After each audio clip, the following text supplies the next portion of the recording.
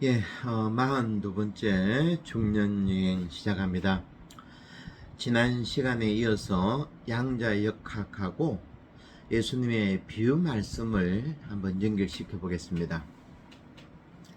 먼저 양자 얽힘입니다. 양자의 세계는 우리가 이제까지 알아온 고전 물리학처럼 명확하게 숫자만 가지고 이렇다 저렇다 판단을 내릴 수 없다는 것입니다. 원자 안에 있는 전자만 하더라도 우리가 바라는 대로, 우리가 지켜보는 대로 한 곳에 가만히 있는 것이 아니고 자기 마음대로 도약한다는 겁니다. 한마디로 측정이 불가능하다는 거죠. 그리고 이 광자, 태양의 빛, 이것도 입자인지 파동인지를 우리가 마지막까지 알 수가 없다는 겁니다. 이렇게 보면 파동 같고 저렇게 보면 입자 같고 참으로 난감하죠. 저는 이런 양자의 세계를 보면서 느낀 것이 우리가 수천 년 전부터 물려받은 성경의 세계도 양자의 세계와 비슷하지 않나 하고 생각해 보았습니다. 그런데도 우리들은 감히 성경의 한 구절 한 구절을 내 식대로 내가 바라보는 대로 짜 맞추려 하다 보니 정작 성경 안에 들어있는 하느님의 모습과 하느님의 말씀을 뒤죽박죽으로 만들어 놓았다는 거죠. 내 식대로. 그럼 이제 새로운 시각으로 성경에 나오는 하느님의 신비로운 말씀으로 들어가 보도록 하겠습니다. 먼저 우리가 참으로 이해하기 어려웠던 요한복음 14장에 너희가 나를 보았으면 아버지를 본 것과 같아. 그대로 봐서는 이해가 안 됩니다. 하지만 이것을 좀 전에 말씀드린 양자 얽힘 현상으로 같이 바라보면 이해가 쉽게 된다는 겁니다. 사실 우리 교회는 예수님의 정체를 두고 무려 450년 동안 논쟁을 벌였습니다. 예수님은 인간이다. 예수님은 하느님이다. 뭐 가연설이죠. 그러니까 하느님께서 인간이라는 몸을 취해가지고 십자가 이런 고통 이런 것들도 모두가 한마디로 쇼를 한 것이다. 이래 된다는 겁니다. 그래서 교회에서는 450년 동안 예수님을 두고 하느님이다, 인간이다 한쪽으로 편들 수가 없었다는 겁니다. 무려 450년이나 지난 다음에 칼케톤 공회에서 이렇게 결론을 내렸습니다. 예수님은 하느님이면서 동시에 인간이다. 요즘 100년 전에 양자역학학자들이 이야기했던 입자이면서 전자는 입자이면서 파동이다 라고 선언했던 거하고 뭐 크게 다 다를 바가 없다는 거죠. 만일 이런 양자역학이 예수님 시대에 있었다 그러면 우리 교회도 바로 이런 식으로 이해를 했겠죠. 하지만 450년이나 걸려가지고 어렴풋하게 칼케톤 공의에는 이러한 선포를 할 수 있었다는 겁니다. 하지만 우리들이 교회 교리를 받을 때 생각해 보십시오. 너무 이해가 안 됐죠, 그죠? 그 수행님들이 교리 시간에 예수님은 하느님이면서 인간이다. 도저히 이해가 안 됐습니다. 고전 물리학은 이해가 안 된다는 겁니다. 물리학 가지고는, 예전 물리학 가지고는. 그런데 양자역학에 따르면 이것이 무슨 말인지 우리는 이제는 대충 어느 정도는 이해가 된다는 것입니다.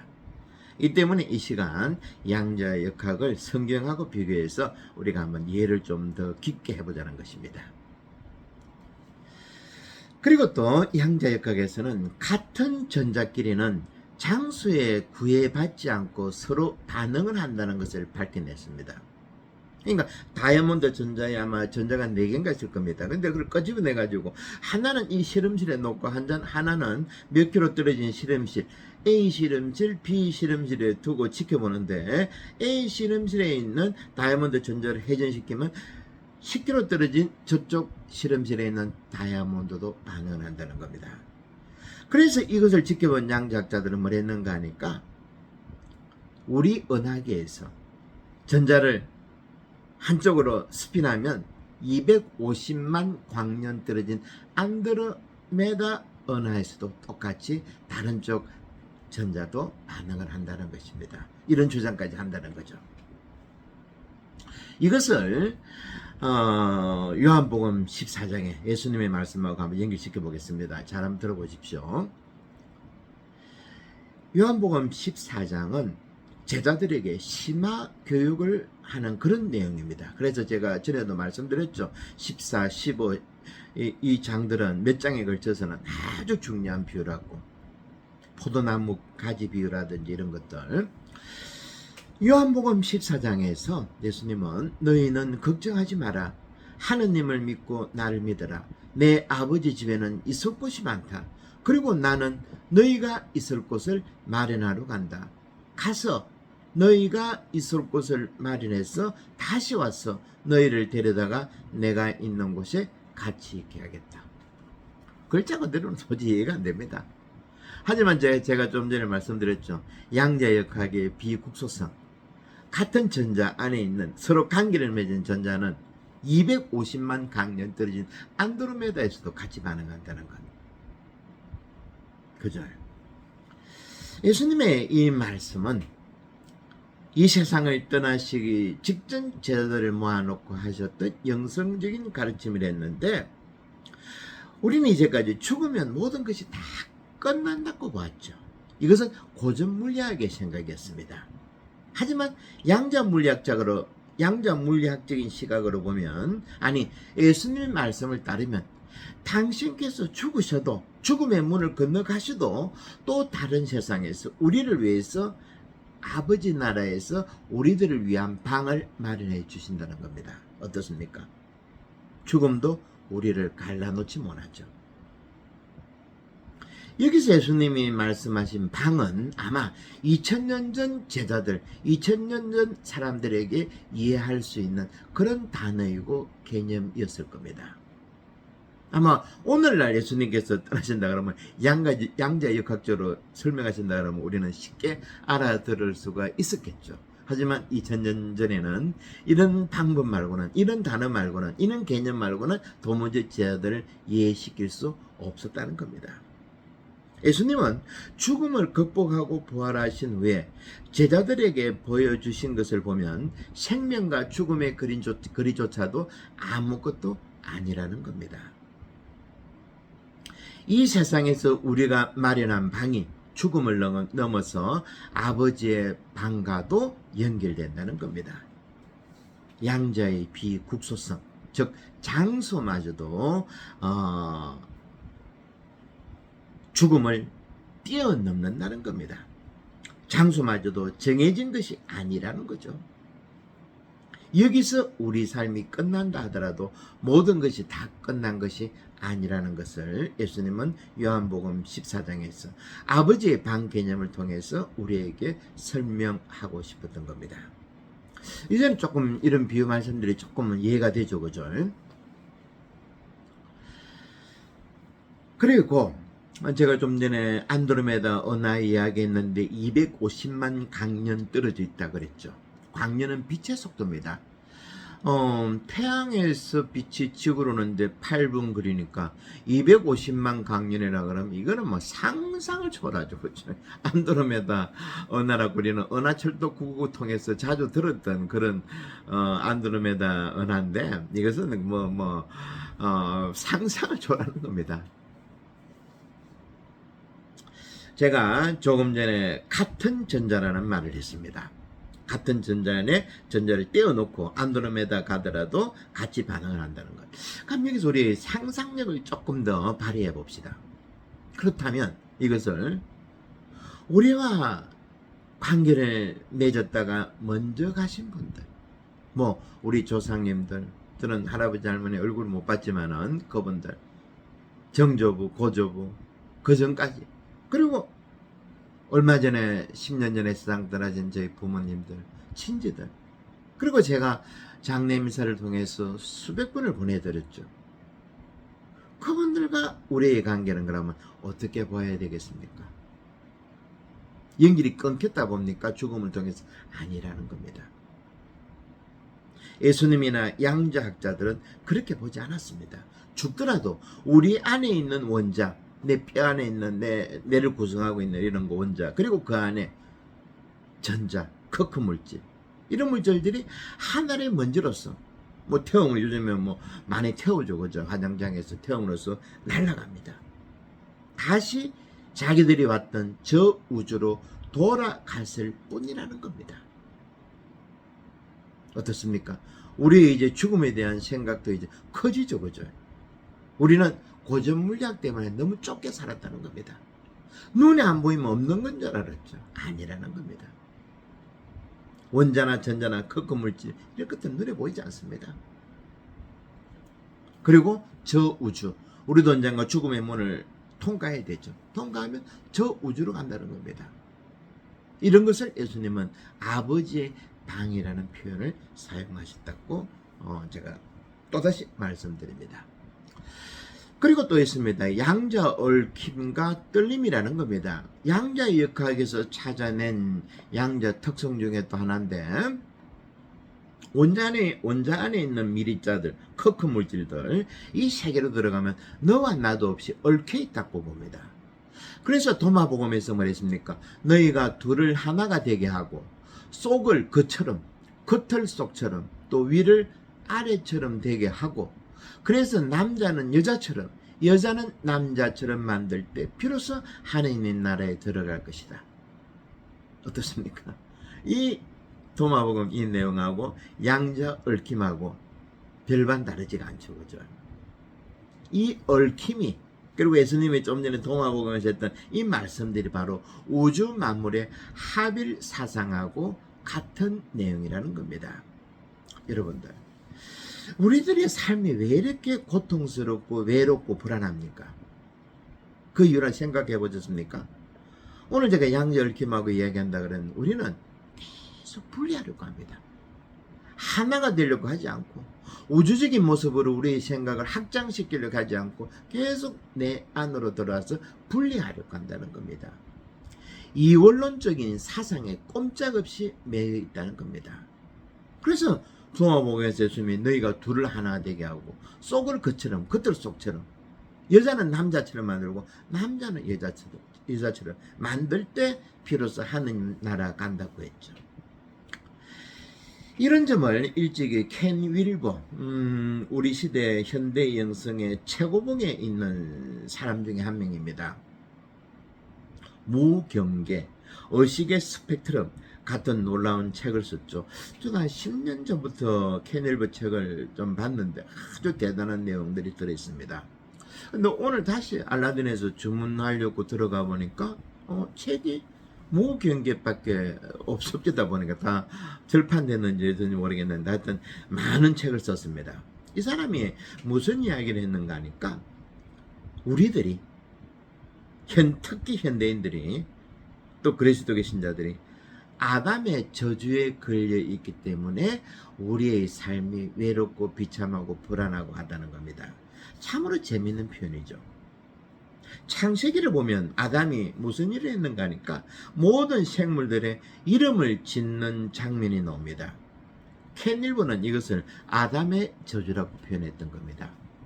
창세기 2장 19절에 보면 주 하느님께서 흙으로 들의 온갖 짐승과 하늘의 온갖 새를 빚으신 다음 사람에게 데려가시어 그가 그것들을, 아담이 그것들을 어떻게 부르는지 보셨다.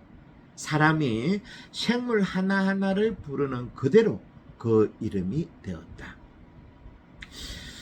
우리는 창세기 이 구절을 가지고 어떻게 해석했는가 하니까 전통적으로 인간이 자연과 생명들을 마음대로 지배할 수 있는 권리가 있다라고 생각했던 겁니다. 그런데 이런 생각은 실상 문맥과도 다를 뿐 아니라 직접적으로 인간에게 이런 힘을 부여했다고는 보지 않습니다. 하느님의 창세기의 그 어떤 창조라는 어떤 그 아름다운 그 작품들, 행위는 함부로 지배한다는 것이 아니라는 거죠. 왜 이런 해석이 나왔는가? 이것도 고전 물리학적으로 인간들이 생각했다는 겁니다. 오래전에는 모든 것이 어떻든 지구가 중심이었죠. 그러다 보니 인간이 이 지구상의 모든 생물체를 지배한다고 했습니다. 지구가 중심이다 보니 태양도 지구를 중심으로 돌고, 달도 마찬가지로 모든 것들이 지구라는 거죠.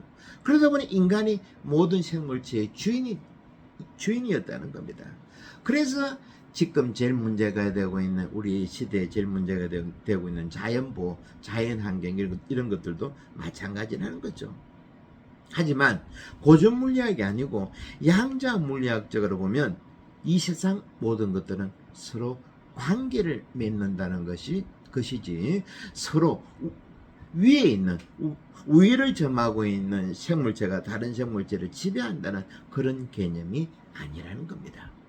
오히려 고전 물리학적으로 보지 말고 김춘수의 꽃이라는 시 여러분 잘 아시죠? 그리고 어린 왕자에 나오는 왕자와 여우가 나누는 대화가 오히려 아담이 창세기에 이름을 짓게 되는 이야기하고 더 잘 어울릴 것 같습니다. 먼저 김춘수의 꽃을 봅시다. 내가 그 이름을 불러주기 전에는 그는 다만 하나의 몸짓에 지나지 않았다. 내가 그의 이름을 불러주었을 때 그는 나에게로 와서 꽃이 되었다. 내가 그의 이름을 불러준 것처럼 나의 이 빛깔과 향기에 알맞는 누가 나의 이름을 불러다오. 그에게로 가서 나도 그의 꽃이 되고 싶다. 우리들은 모두 무엇이 되고 싶다. 너는 나에게, 나는 너에게 잊혀지지 않는 하나의 눈짓이 되고 싶다. 관계를 맺고 싶다는 거죠. 이런 관계라는 겁니다. 그러니까 캐널버가 말한 아담의 저주. 아담이 곰이나 여우나 보고 자기가 이름 지는 대로 모든 것이 이름 지어지고 수동적으로, 그리고 인간이 그런 동물들을 함부로 해치고 지배하고 이런 개념이 아니라는 거죠. 그리고 어린 왕자 봅시다. 어린 왕자에서 여우는 왕자에게 자기를 길을 들여달라고 부탁합니다. 그런 여우를 길들이며 그에 따르는 책임과 이별의 아픔을 배우는 왕자, 그리고 그 모든 것을 알면서 기꺼이 상대방에게 길들여 달라고 했던 여우의 이야기에서 우리는 창세기에 나오는 아담이 이름 짓는 이 장면을 더 잘 제대로 이해를 할 수 있을 것입니다. 다시 말씀드리지만 지구가 이 우주의 중심이 되고 인간이 모든 생물의 지배자가 될 때 오히려 창세기 정신이 왜곡되고 우리는 외로워질 수밖에 없다는 겁니다. 우리는 불안이 뜰 수밖에 없다는 겁니다. 우리의 주위에 있는 모든 생물체가 하나가 될 때, 그때 우리는 다시 우리 존재성을 확인할 수 있다는 거죠. 그리고 프란치스코 성인이 1300년대 프란치스코 성인이 뭘 했습니까? 태양을 형님으로, 달을 누님으로, 그리고 그 주위에 온갖 동물들을 형제로 노래를 불렀죠. 다 같은 이야기입니다. 그리고 제가 몇 주 전에 시애틀 추장, 미국의 폭력성에 마지막 편지를 쓰면서 그 땅을 미 대통령에게 넘겨주면서 했던 시 내용 여러분 기억나시죠? 자연은 우리 인간이 사고 파는 것이 아니고 관계를 가지는 것임을 우리는 잊어서는 안 된다는 겁니다. 19절에서 하느님은, 19절 한 번 더 보겠습니다. 하느님은 사람을 데려가시어 그가 그것들을 무엇이라 부르는지 보셨다. 여기서 끝입니다. 이 구절에서 하느님께서 인간들에게 자연을 무자비하게 지배하라는 명령은 찾아볼 수 없습니다. 단지 지켜보셨다라는 구절로 끝이 납니다. 국가, 종교, 사회, 인종, 남녀의 차이, 언어, 이 모든 것들이 서로 분리되어 있기 때문에 우리들의 삶이, 지구에서의 삶이 만만치 않죠. 만만치 않다고 봅니다. 저의 경우에는 되돌아보면, 살아온 것을 60년을 되돌아보면 신학교 때 살았던 삶이 최고 행복했던 날들이었습니다. 그 이유가 바로 조금 전에 말씀드린 대로 그때는 구별이 없었습니다. 차이가 없었습니다. 당연히 그렇죠. 신학교에서는 우리 모두가 똑같은 너와 나였습니다. 관계밖에 없었죠. 내가 공부를 잘하든 상대방이 공부를 잘하든 기도를 잘하든 못하든 운동을 잘하든 못하든 자기 집이 부자든 가난하든 그 어떤 것들도 우리의 행복한 시간들을 관계를 깨지 못했다는 겁니다. 서로 하나로 얽혀 있었죠. 그래서 지금 생각해 보면 그때가 최고의 삶이었고 그때가 하느님 나라를 살았던 때가 아니었나 하고 지금도 생각해 봅니다. 우리가 이 시대에 양자 역학자들에게 감사해야 할 것은 원자안이 텅 비어 있다는 발견. 여기에 대해서는 제가 몇 주 전에 한번 말씀드렸습니다. 반야신경이나 또 산상설교에 나오는 마음이 가난한 사람들은 행복하다라는 말씀, 그리고 또 맹자가 주역을 즐겨봤는데 궁적변, 궁해야 변한다는 그런 주역의 말씀들, 이런 모든 것들, 이렇게 우리 마음도 양자 역학자들이 말한 것처럼 우리 원자안에 더 들어가면 전자가 있고 전자와 원자 핵이 서로 긴장각에서 막 돈다 그랬죠. 그리고 그 사이는 텅 비었다는 것, 아무것도 아니라는 겁니다. 텅 빈, 이것이 우주 이야기라는 것이죠. 이렇게 우리는 하느님 나라마저도 우리가 양자 역학의 도움으로 제대로, 조금은 제대로 이해 가능하다는 거죠. 그리고 또 재밌는 또 양자 특징이 있는데 양자 도약입니다. 이것도 재밌습니다. 고전 물리학은 마치 우리가 주산을 들고 상대가 하나를 주면 나도 하나를 내어놓는 식이죠. give and take, 주고받고 이런 관계입니다. 하지만 양자 역학에서 말하는 양자 도약설에 따르면 전자는, 우리 안에 있는 원자 안에 있는 전자는 어디로 튈지 모른다는 겁니다. 도약한다는 거죠. 지 맘대로입니다. 어디로 튈지를 모릅니다. 이것을 양자의 불확정성 원리하고 마찬가지라고 하는데 수학적으로 공식을 만들 수가 없다는 겁니다.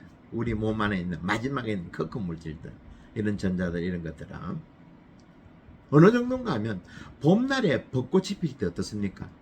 몇월 며칠부터 며칠까지 핀다, 이런 게 절대 불가능하죠. 그죠? 어느 날, 말 그대로 사흘의 어느 날, 5월이 될 수도 있겠고, 하여튼 어느 날 말 그대로 미친 듯이 핍니다. 팝콘이 튈 때 어떻게 튑니까? 지 마음대로 튀죠. 이것이 양자 역학이 말하는 양자의 도약이라는 겁니다. 양자 도약. 이것을 발견한 것이 막스 플랑크였고 닐스 보어가 이를 함께 더 발전시켰습니다. 우리 신앙도 보면, 예수님의 말씀도 보면 이와 비슷합니다. 한번 봅시다.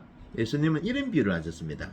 어떤 것들은 좋은 땅에 떨어져서 맺은 열매가 100배가 된 것도 있고 60배가 된 것도 있고 30배가 된 것도 있다라고. 그러면서 들을 끼가 있는 사람은 알아들어라. 그죠? 그리고 또 이런 말씀도 하셨죠. 가진 사람은 더 받아 넉넉하게 되겠지만 못 가진 사람은 그 가진 것마저 빼앗길 것이다. 예수님의 이런 비유 말씀들, 고전 물리학적으로는 도저히 이해할 수가 없습니다. 하지만 양자 역학적으로 보면 우리는 더 쉽게 접근할 수 있다는 것이죠. 예, 제가 오늘 양자 역학하고 예수님의 비유 말씀하고 한번 연결시켜 보았습니다. 또 제가 살아오면서 저희 삶을 통해서 같이 이렇게 한번 연결시켜 보았는데 뭐 크게 어렵지는 않죠. 그죠? 우리가 뭐 양자 역학자가 될 이유도 없고 우리는 과학자가 아니라는 겁니다. 우리는 중년 여행을 하고 있는 사람이죠. 내 안의 모습을, 나의 정체를 더 깊이 들여다보기 위해서 오늘 양자 역할을 끄집어 당기다가 예수님의 비유 말씀을 한번 연기시켜 봤는데 뭐 크게 어렵진 않죠. 그죠? 오늘은 여기서 끝내고 또 다음 시간에는 우주 이야기를 한번 소개해 볼까 합니다. 이런 이야기들이 왜 필요한가 하면 우리의 상상력을 키워야 됩니다. 우리는 이 시대는 고전 물리학자가 지배하는 시대가 아니라는 거죠. 고전의 캐캐묵은 교리들 이런 거 가지고 우리가 우리의 신앙을 옥죄일 필요가 없다는 겁니다. 자유로움, 뜰림, 하느님다움 이런 신비로 또 다음 시간 계속 한번 연기시켜 보겠습니다. 날씨가 더운데도 잘 들어주셔서 감사합니다.